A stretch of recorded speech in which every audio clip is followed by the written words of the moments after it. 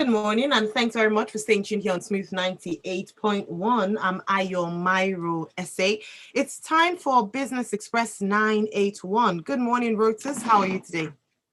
I'm fine, thank you. Good morning, Ayo. Good morning to all our viewers and listeners. Good to have everybody on. Excellent. Great to have you on. Okay, so for our viewers and listeners, if you'd like to be a part of the conversation, head on to our YouTube page. We're streaming live.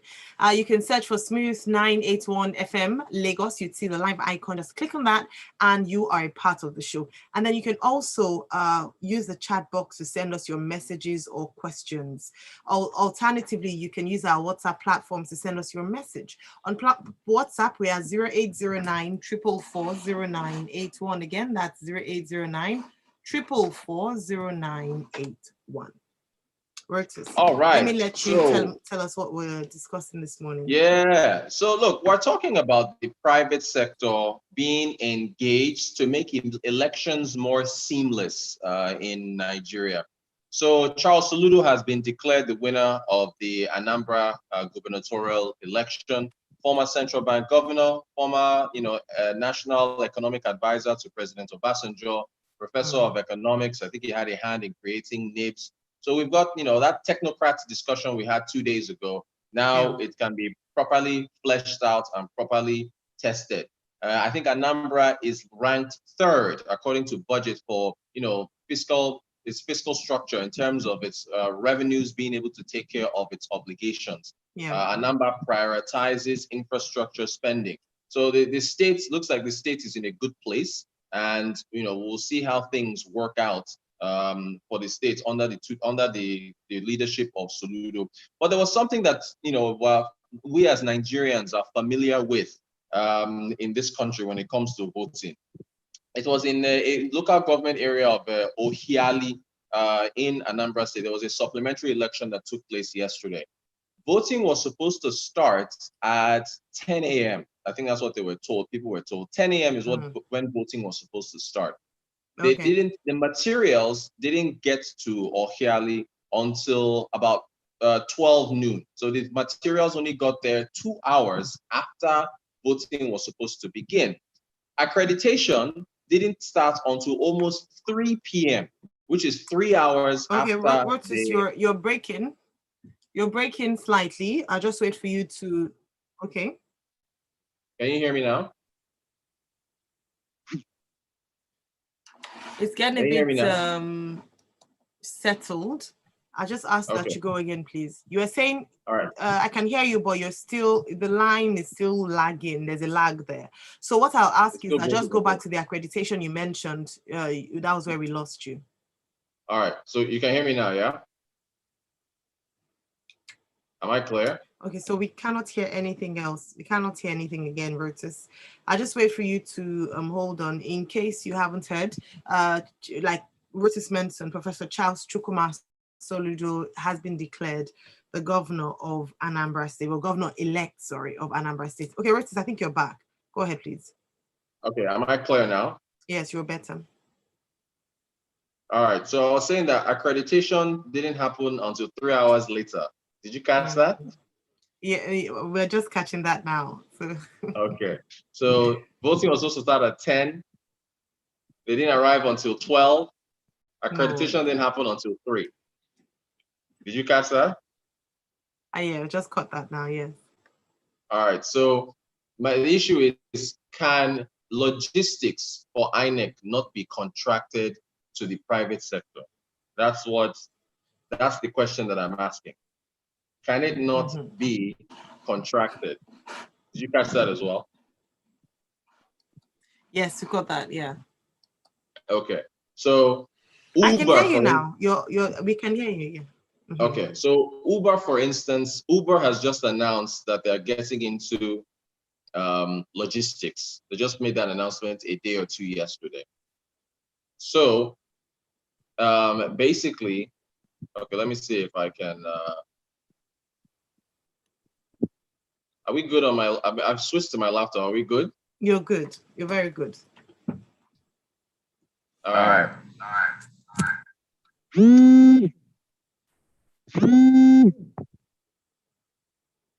All right. So you can hear the laptop now, yeah? Yes, I can.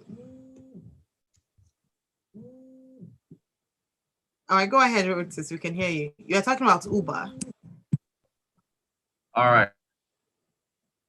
All right.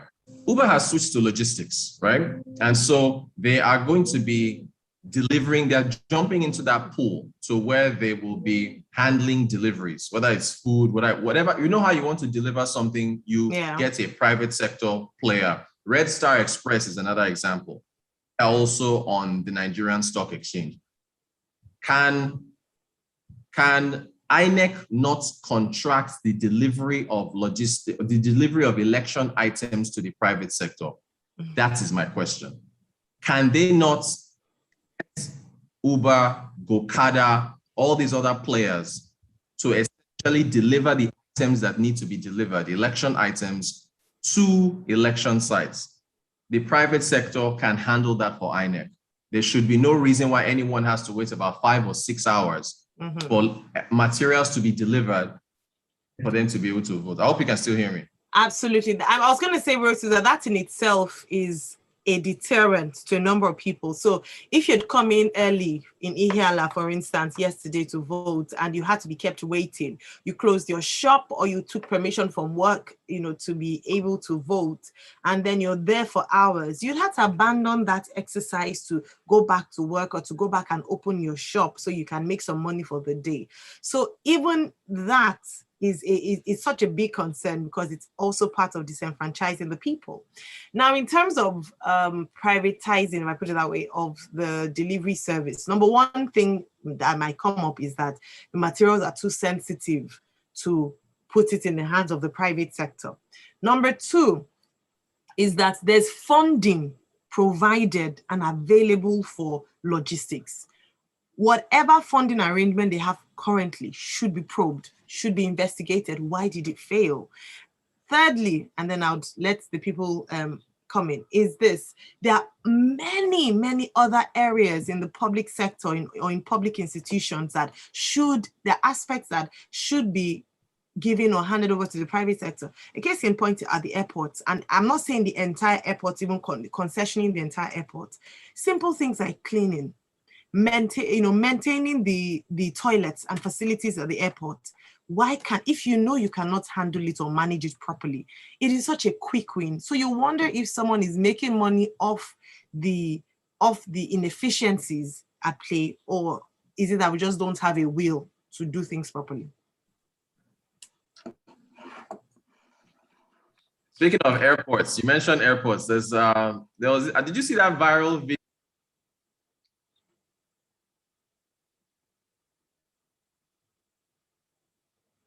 Rotus, okay, so people are saying they could hear you. All right, okay, I'm going to take some messages now. I see the YouTube comments. Thank you very much.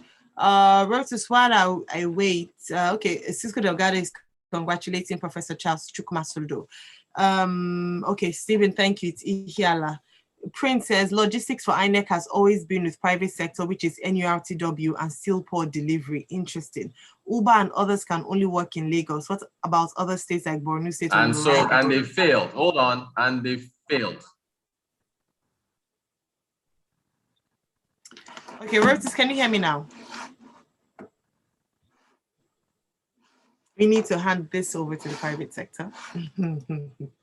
Okay, so I'm just gonna read some comments, Rotus, while you get back to us. I know your internet or connection challenges. However, we're looking forward to getting you back, even though YouTube seems to be hearing you clearly. So maybe there's a challenge from our end. All right. So Ogeno Chuko says, I will always prefer a professor to be in charge of affairs. JAM is headed by a professor and he has done so well. The governor of Borno State is doing fantastically well. It is risk worth taking.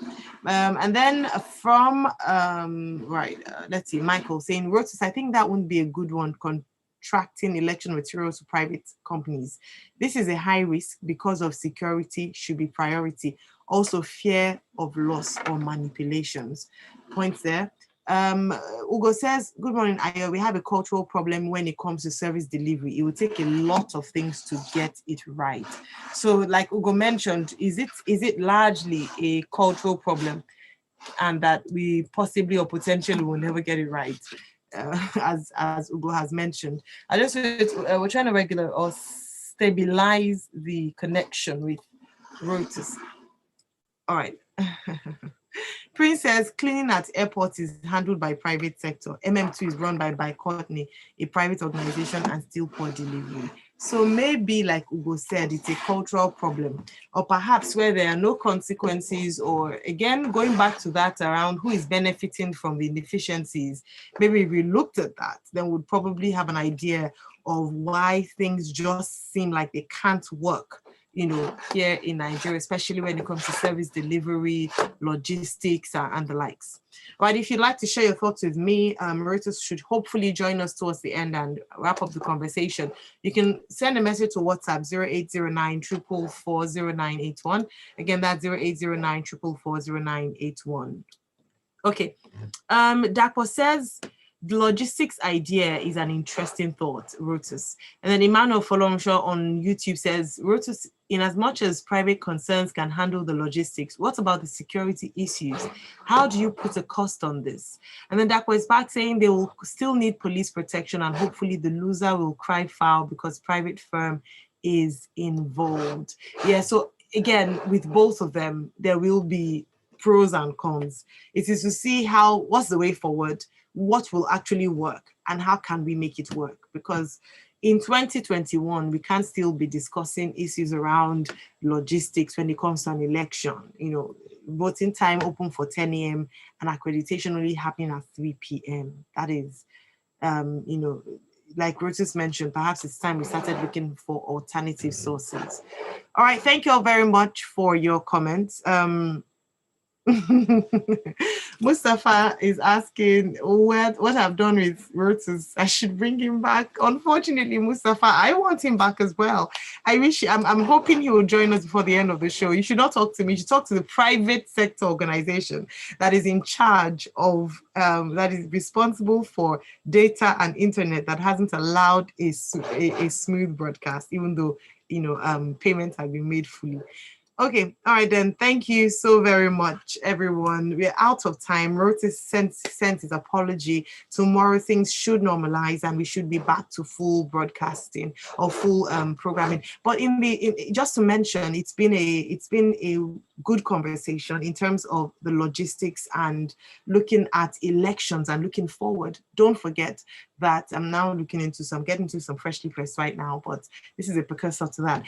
Don't forget that we said that 2020, this is a bit of an insight or a foretaste of what will happen.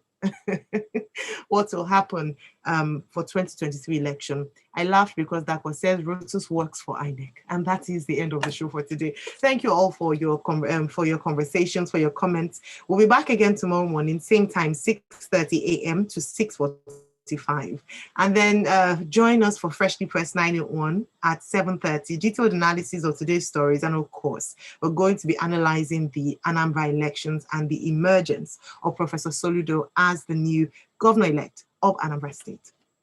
I'm Ayo Mairo-Ese. Thank you very much indeed for staying tuned. Stay here on Smooth 98.1. Oh, it is our connection. Okay, can you guys see me? This is the, what's it called? The YouTube link. Thank you so very much. And once again, apologies for the break in transmission with regards to our internet connection. I'm now seeing, so you might have been right. I think it's from our end. Unfortunately, just like INEC would say, I wish we could tell you that the internet was under our purview, but it's not. We are up-to-date payments. However, I believe they have technical issues. Our providers have technical issues. So thank you very much for being a part of the conversation and for making it very pleasant despite the technical hitches. We'll be back tomorrow morning, same time at 6:30 a.m. to 6:45, and Rotus will be here too. Have a beautiful day, everyone, and thank you again for joining us. Dapo and everyone else, see you at 7:30. Okay, so Emmanuel, I think Emmanuel is joining this broadcast quite late. Bye, everyone. Thank you.